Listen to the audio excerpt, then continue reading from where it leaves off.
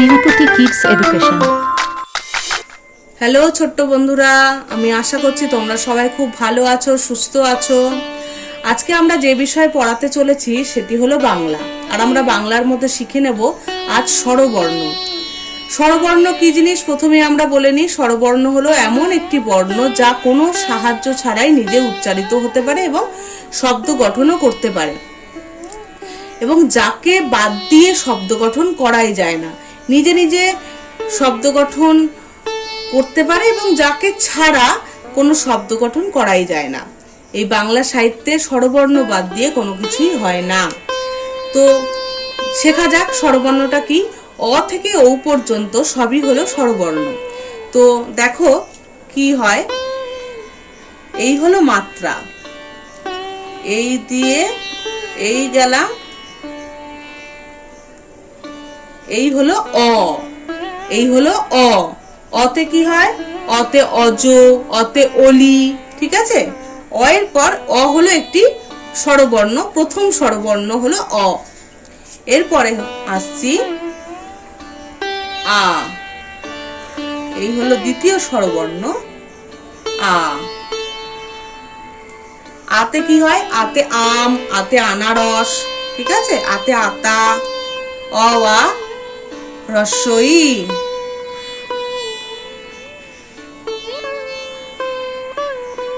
রস্বই, ওকে। রস্বইতে হলো ইট, ইলিশ, রস্বইতে ইট, ইলিশ। এরপর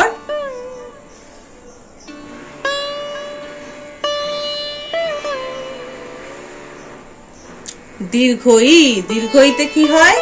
দীর্ঘইতে ঈদ, ঈশান, ঠিক আছে। ঈশান আমরা কাকে বলি? ঈশান প্রথমত একটা কোণকেও বলা হয় ঈশান কোণ। 10 দিকের মধ্যে একটি দিক হলো ঈশান, তাকে বলা হয় ঈশান কোণ।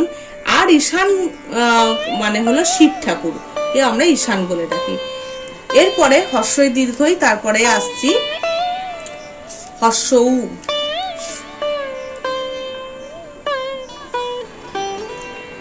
এইভাবে আমরা লিখে নিই হর্ষৌ। এই হলো হর্ষৌ। হর্ষৌ, হর্ষৌতে হয় উল, হর্ষৌতে হয় উকিল, ঠিক আছে। এরপরে হচ্ছে দীর্ঘৌ।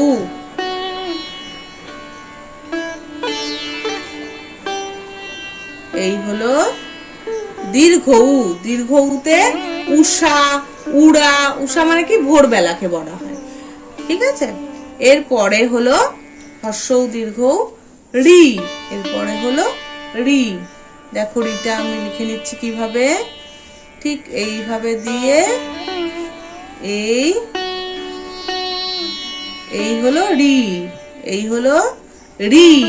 রিতে কি হয়? রিতে হয় ঋষি, রিতে হয় ঋতু, রিতে হয় ঋষভ, ঠিক আছে। এরপরে হলো লি,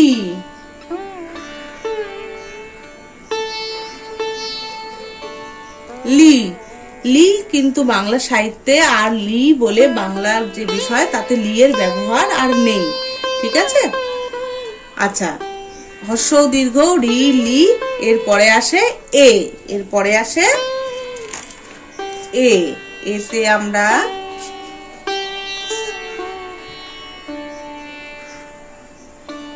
দেখো এটা কি করে লিখছি।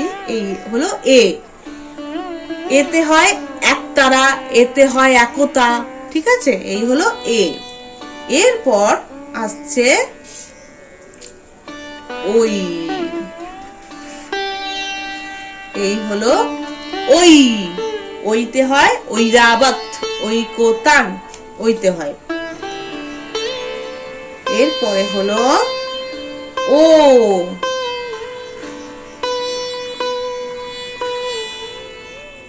ও। ওতে হয় কি? ওতে হয় ওজন, ওতে হয় ওড়না, ঠিক আছে। ওতে হয়। ও এর পর আসে ও,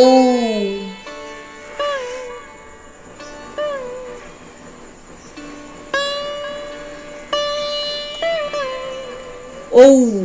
ঔতে হয় ঔষধ, ঔতে হয় ঔদরিক। এই হলো স্বরবর্ণ, আমাদের স্বরবর্ণ।